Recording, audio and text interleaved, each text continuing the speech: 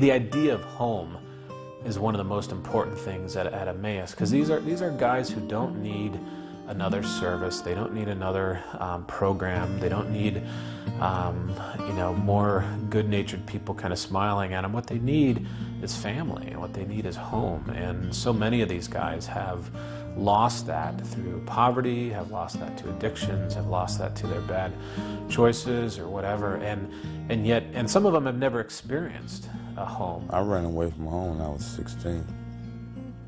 I've been pretty much on my own. I was born in Chicago, but I was taken from my mother and raised by my sister down south. I was in foster care. The first recollections I have of myself is being the invisible one, the one that nobody saw. My mother was up here. I came up here for a while. Things didn't work out too well like I thought. I stayed with her.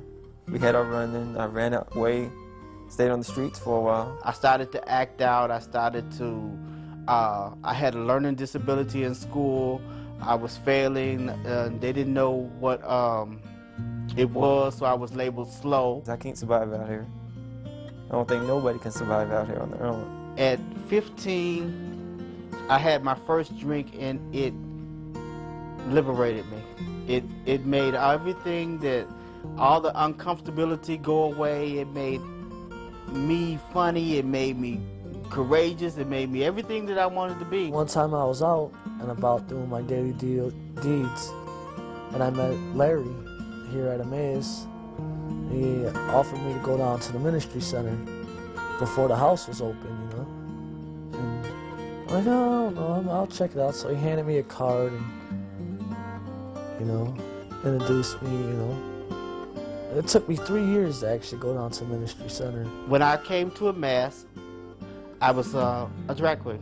I was living as a drag queen. I'm walking down the strip, and I had just did some drugs, and so now the euphoria of how am I going to get my next one?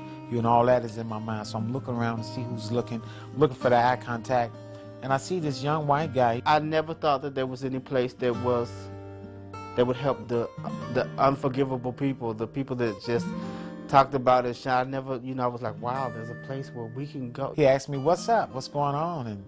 And I started talking about some crazy stuff.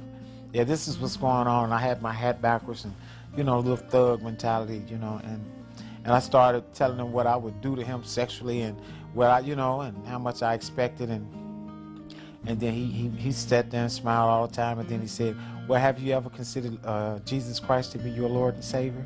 My bottom jaw just dropped, and I was just too through. And he laughed with me. He just, this is not the first time he've experienced that. And he laughed, and he gave me a card, and he told me about Emmaus. Real simple and plain. He said it's a safe place, where we get together, we have a meal, you can wash up and change your clothes, and, it's safe, it's all right, for you guys to come down and talk. And I said, okay, I'll think about it. And I let a month go by. I was so, I felt so bad and embarrassed by these crazy things I was saying to him, not knowing that he was a minister. When I met the first person from Emmaus, I believe it might have been Krista. And I was on the street prostituting. I was on Clark and Hubbard. And she walked up to me and handed me a card and told me, and I'm like, yeah, whatever, I'm not going there. You guys talking about God, and I'm a male out here on the street prostitute. These people are not gonna chew me up. And as I continued to go out there, I would always see, I just remember Krista, she would follow me.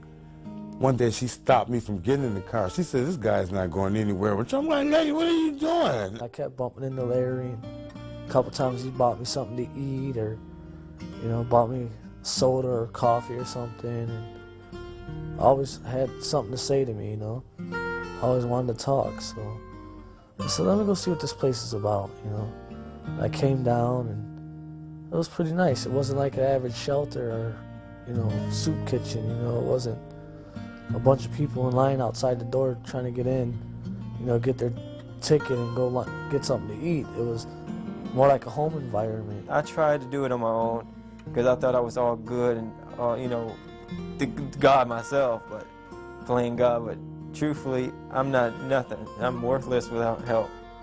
because I want to fall into wrong crowds, trying to fit in when I'm not supposed to be there. I seen him again. He said, you know, why haven't you come down? Why don't you come down, man? You know, we'd like to have you for lunch. And I was still afraid, and I eventually went maybe a week later. And I've been coming here since. Emmaus gave me a place where I could come and be safe. I didn't have to worry about turning my next trick. I didn't have to worry about who's the next caper I'm going to pull off. I didn't have to worry about. It just gave me a place where I could come and look at myself and decide, what do I want? The way that they accepted me, they remembered me. It's when you finally came. They fed me, gave me a shower. They didn't judge me. They just accepted me. As I came around more, then they started to tell me it's a better way to live.